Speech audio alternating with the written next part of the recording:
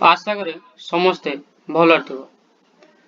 आमे माने प्रारंभिक समय रे भारत इतिहास उपादान प्रत्नतात्विक उपादान को पढ़ी सारी एवं आज आमे माने पढ़िबा भारत इतिहास उपादान साहित्यिक उपादान। तो सर्वप्रथम आमे माने जानि रखिबा साहित्यिक उपादान कहा कुआ जाय। आम माने जानिछे जे भारत इतिहास रचना पूर्व विभिन्न साहित्यिक ग्रंथ रचना करा जायछि। से वेद हेउ, रामायण हेउ, महाभारत हेउ बा पुराण मान हेउ एवं विभिन्न समय रे कवि मानक द्वारा विभिन्न ग्रंथर रचना हेउ। कालिदास को द्वारा रघुवंश हेउ अबा पाणिनि द्वारा अष्टाध्यायी। एई इतिहास उपादान रे साहित्यर भूमिका किभଳି रहिछि बा आमे साहित्य को नै किभଳି इतिहास रचना करूछे आमे माने आज ता विषय रे सविशेष आलोचना करिवा।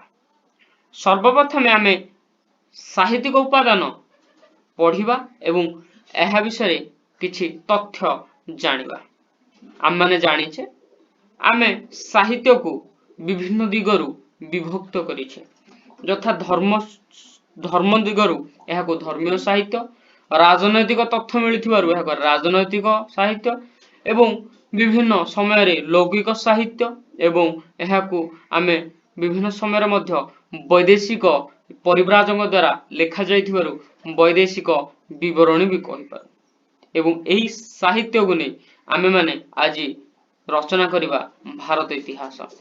अर्थ आमे माने जानिबा भारत इतिहास रचना रे साहित्यिक उपादान। सर्वप्रथम आमे माने जानिबा धर्म साहित्य। आमे माने जानिछे जे आम धर्म संबंध रे तथ्य प्रदान करुथिबा साहित्य को धर्म साहित्य बा धार्मिक साहित्य कहा जाय। सर्वप्रथम आमे माने वैदिक जुगरु देखिले आमे माने जानिबा को पाइबा सर्वप्रथम साहित्यिक उपादान हेउछि वेद। ऋग, साम, यजु एवं अथर्व वेद आमे माने जानिछे एही चारोटी वेद रहिछि एवं एही चारोटी वेद मनक मध्यरु ऋग्वेद हेउछि प्राचीनतम एवं एही ऋग्वेदरु आमे माने जानिबा से समयर वेद धर्म, समाज व्यवस्था, शासन व्यवस्था एवं एही सब संबंध रे आमे माने जानिबा एवं इतिहास रचना करिबा आर्य मानकर समाज, आर्य मानकर धार्मिक व्यवस्था एवं आर्य मानकर शासन व्यवस्था एवं ता सहित आमे माने जानिबा एई वेदंक सहित 6टी वेदांग मध्ये सृष्टि करा जायतिला जहा कि शिक्षा, कल्प, निरुक्त, छंद, व्याकरण एवं ता सहित उपनिषद एवं अनेक दार्शनिक एवं वेदांग आरण्यक इत्यादि देखिबा को मिले यथा कि कल्पसूत्र, गृहसूत्र एवं धर्मसूत्र। उपाय भारत इतिहास रे दुईटी महाकाव्यर अवस्थिति यथा रामायण एवं महाभारत। रामायण महर्षि वाल्मीकि द्वारा रचित होइतिबा समय रे महाभारत महर्षि व्यासଙ୍କ द्वारा रचित। आमे माने रामायण रु राम वनवास एवं राम रावण संघर्ष रामଙ୍କ विजय समेत पाइबा सहित से समय सामाजिक एवं अर्थनीति व जाति संबंध रे जानिबा को पाउ। तत्सहित महाभारत रु आमे कौरव एवं पांडवंकर युद्ध संबंध रे जानिबा सहित से समय कूटनीति, सामाजिक, राजनैतिक और धार्मिक अवस्था तथ्य से समय कूटनीति, सामाजिक, राजनैतिक एवं धार्मिक अवस्था संबंध रे ज्ञान पाउ।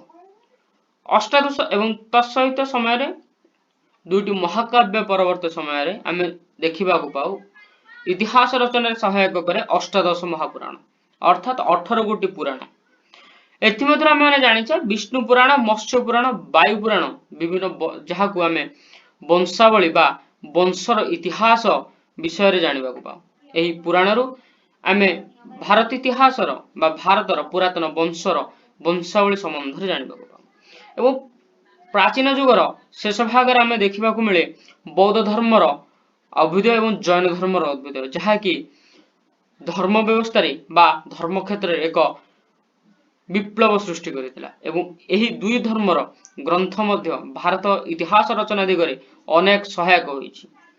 बौद्ध धर्म ग्रंथ भितर आमे माने जानिबा सुक्त पिटक, विनय पिटक एवं अभिधर्म पिटक जेउथिरु आमे माने बौद्ध धर्मर नियम, जीवन संघर्ष एवं बौद्ध धर्मर दर्शन विषय पाइबा एवं आमे माने जानिबाकू पाइबा जे एई बौद्ध धर्म ग्रंथ अंगुत्तर निकायरु आमे माने जानिबाकू पाओ षोडश महाजन पदर उपस्थिति एवं बौद्ध जातक एवं धर्म सामाजिक राजनैतिक अवस्था मध्य मिलिब ठीक सेपरि से समय विभिन्न राजनैतिक बा बौद्ध धर्म संश्लिष्ट लेखा मान पाओ जहाँकि जो मानक मध्यरु दीपवंश एवं महावंश आम मानक श्रीलंका बा सिंहलर इतिहास संबंध प्रदान कर तथ्य प्रदान करने सहित आम मानक अशोक संबंध में तथ्य प्रदान करें मिलिपन्ना जहाँकि नागार्जुन एवं मिलिपन्ना शासक मिलिपन्ना कथोपकथन बा प्रश्नवाचीर एक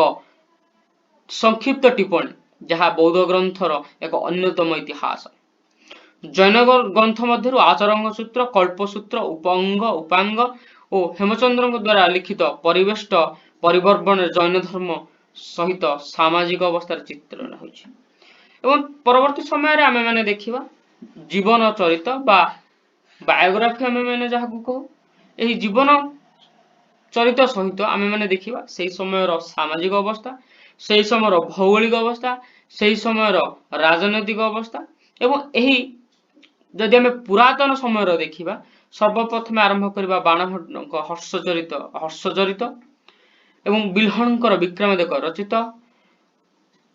कुमारपाल चरित जयसिंह कुमारपाल चरित संध्याकार रामचरित एवं चांदबरदाई पृथ्वीराज रस जो हर्षों संबंध विक्रमदेव संबंध कुमारपाल संबंध एवं रामपाल संबंध जाना एवं पृथ्वीराज इतिहास जीवनी गुड़ाक विभिन्न समय विभिन्न राजनीतिक संबंधी एवं शासक संबंध में तथ्य प्रदान करें गुप्त जुगर चंद्रगुप्त इतिहास रही बागपति गौड़ाबह रे यशवर्मन विषय लिखा जाइछि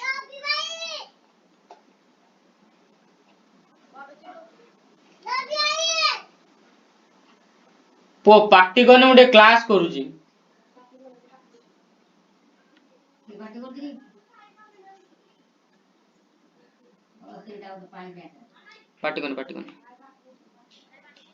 परवर्ती समय देखा जीवन चरित परवर्ती समय राजनैतिक शास्त्र एवं राजनैतिक शास्त्र सर्वप्रथम आम जाना पाए जे भारत इतिहास रे राजनैतिक सर्वप्रथम अर्थशास्त्र जार रचयिता कौटल्य बा चाणक्य आम जाचे जे कौटल्य जो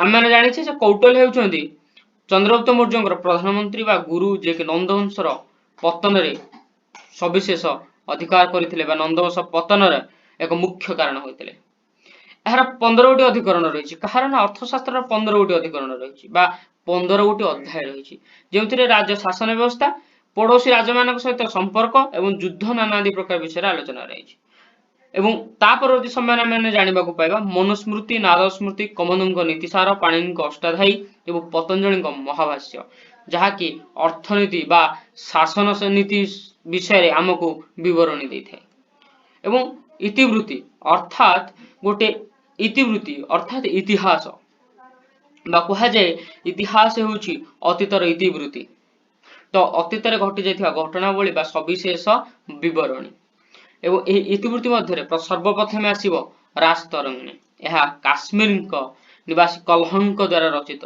एथिरे काश्मीर इतिहास मिले बा काश्मीर इतिहास तथ्य मिले परवर्ती समय नेपाल इतिहास कीर्ति कुमुदिनी मुसलमान सिंधु प्रदेश अधिकार सूचना चाचनामा एवं गुजरात इतिहास रासमल्ल एवं ओडिशार इतिहास मादालापंजी मिलता है एवं यह सहित आम परवर्ती समय देखा पाइबा जे संस्कृत साहित्यर उत्पादन आम जाने गुप्त युग संस्कृत साहित्यर एक सुवर्ण युग बा संस्कृत साहित्यर उत्पत्ति संस्कृत साहित्यर उत्पत्ति एक सुवर्ण युग बोली जानिछे एवं एही मन मधुर आमे जानिछे संस्कृत साहित्यर महान लेखक कालिदास से संस्कृत साहित्य को एक समृद्ध करिसेंती तांकर अन्य ग्रंथ मधुर रघुवंश मालविकाग्निमित्रम कुमार संभव अभिज्ञान संकुतलम विक्रमादित्य एवं ऋतु संहार एवं एही मधुर आमे माने जानिबा तत्संबंधित सामाजिक अवस्था एवं ता परिवर्तन समय आमे जानिबा को पाइबा बराहमिहिरक बृहत संहिता ଏବଂ ଯାହାକି ଏକ ଜ୍ୟୋତିଷ ଶାସ୍ତ୍ର ରୂପେ ଜଣା, ଦଣ୍ଡିନୀଙ୍କର ଦଶକୁମାର ଚରିତ ଏବଂ ଅମର ସିଂହଙ୍କର ଅମରକୋଷ, ବିଷ୍ଣୁ ଶର୍ମାଙ୍କ ପଞ୍ଚତନ୍ତ୍ର, ଯାହାକି ଏକ କ୍ଷୁଦ୍ର କ୍ଷୁଦ୍ର ଗଳ୍ପ ମାଧ୍ୟମରେ ଲୋକଙ୍କୁ ସଚେତନ କରିବାର ବାର୍ତ୍ତା। ଏବଂ ବୈଜ୍ଞାନିକ ଦୃଷ୍ଟିକୋଣରୁ ଆମେ ଯଦି ଜାଣିବା, ଭାରତ ଇତିହାସ ରଚନାରେ ଏକ ଅନନ୍ୟ ସୃଷ୍ଟି କରିଛି, ଯାହାକି ସର୍ବପ୍ରଥମେ ଆର୍ଯ୍ୟଭଟ୍ଟଙ୍କ ଦ୍ୱାରା ସୂର୍ଯ୍ୟ ସିଦ୍ଧାନ୍ତ ଏବଂ ଆର୍ଯ୍ୟଭଟ୍ଟମ ଶୂନର ବ୍ୟବହାର, ଚରଙ୍କ ଚରକ ସଂହିତା ଏବଂ ସୁଶ୍ରୁତଙ୍କର ସୁଶ୍ରୁତ ସଂହିତା। ମାନେ ପରବର୍ତ୍ତୀ ସମୟରେ ଆମେ ମାନେ ଦେଖିବା ବୈଦେଶିକ ବିବରଣୀ, ଏବଂ ବୈଦେଶିକ ବିବରଣୀ ପରିବାରଯାକ ବିଭିନ୍ନ ସମୟରେ ଆସିଛନ୍ତି। ଆମେ ଜାଣିଛେ ବୈଦେଶିକ ବିବରଣୀ କାହାକୁ କହିବା ନା, ବିଦେଶରୁ ଆସିଥିବା ବୈଦେଶିକ ପରିବ୍ରାଜକଙ୍କ ଦ୍ୱାରା ପ୍ରଦାନ କରାଯାଇଥିବା ତଥ୍ୟକୁ ଆମେ ବୈଦେଶିକ ବିବରଣୀ କୁହାଯାଏ। ଏବଂ ଏହି ବୈଦେଶିକ ବିବରଣୀରୁ ଆମମାନେ ଭାରତ ଇତିହାସର ବିଭିନ୍ନ ତଥ୍ୟ ପାଉ। ଆମେ ସେମାନଙ୍କ ଦ୍ୱାରା ପ୍ରଦାନ କରାଯାଇଥିବା ତଥ୍ୟରୁ ଭାରତର ଧର୍ମ, ରାଜନୀତି, ସମାଜ ଏବଂ ଜାତି ପ୍ରଥା ଏବଂ କୁସଂସ୍କାର ଆଦିକୁ ଜାଣିବାକୁ ପାଉ। ଆମେ ଜାଣିଛେ ଚନ୍ଦ୍ରଗୁପ୍ତ ମୌର୍ଯ୍ୟଙ୍କ ସମୟରେ ଆସିଥିଲେ ମେଗାସ୍ତିନିସ୍। ସେ ସେଲୁକସ୍ ନିକଟରଙ୍କ ରାଷ୍ଟ୍ରଦୂତ ଥିଲେ ଏବଂ ସେ ଭାରତରେ ରହିଥିଲେ 9 ବର୍ଷ। ଏବଂ ପରବର୍ତ୍ତୀ ସମୟରେ ଆମେ ଜାଣିଛେ ଯେ ପେରିପ୍ଲସ୍ ଅଫ୍ ଆଥେନ୍ସ, ଯାହା ଏକ ଲେଖକଙ୍କର ନାମ ମୁଁ ଜଣା ନାହିଁ, ସେ ଏଇଥିରୁ ଆମେ ଜାଣିଥିଲେ ଯେ ବନ୍ଦର ଏବଂ ବାଣିଜ୍ୟ ଉପରେ ଆଲୋକପାତ, ବା ସେଥିରେ ଲେଖିଛନ୍ତି ଭାରତର ବିଭିନ୍ନ ବନ୍ଦର ଏବଂ ବାଣିଜ୍ୟ ସମ୍ବନ୍ଧରେ। ଟଲେମିଙ୍କର ଭୂଗୋଳ, ଯେଉଁଥିରେ କି ସମୁଦ୍ରର ସୂଚନା ମିଳିଛି ବା ସମୁଦ୍ର ପଥର ସୂଚନା ମିଳିଛି।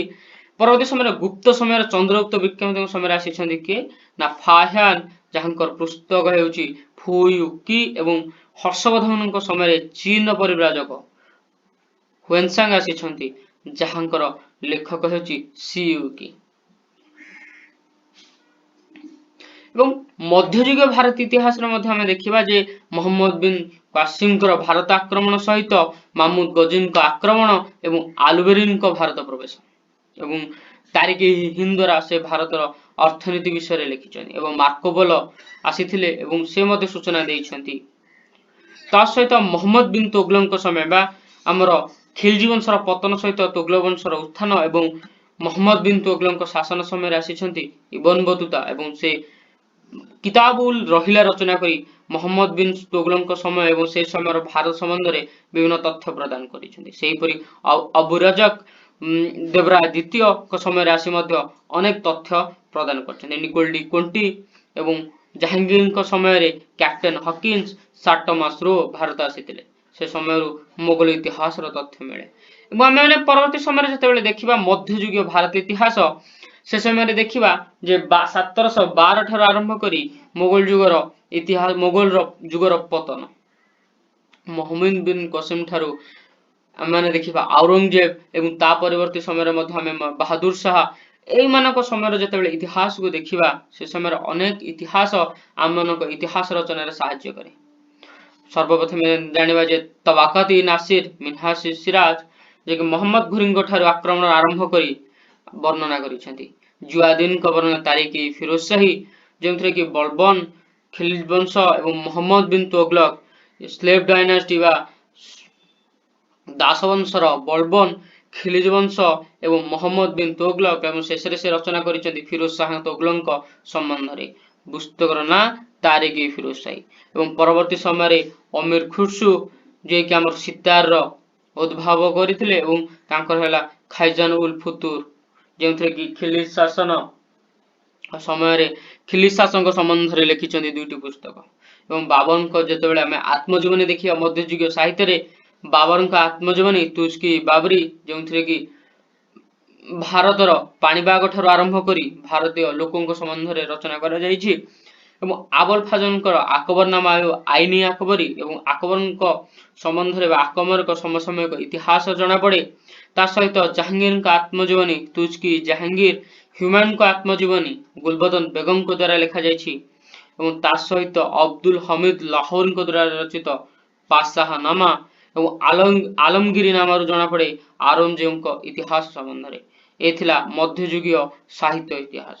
ଆମମାନଙ୍କର ଆଜିର ବିଷୟବସ୍ତୁରେ ଆମେମାନେ ଜାଣିଲେ ସାହିତ୍ୟିକ ଉପାଦାନ, ଯେଉଁଥିରେ ଆମେ ପଢିଲେ ଧର୍ମୀୟ ସାହିତ୍ୟ, ବୈଦେଶିକ ବିବରଣୀ, ଇତିବୃତ୍ତି ଏବଂ ଆତ୍ମଜୀବନୀ।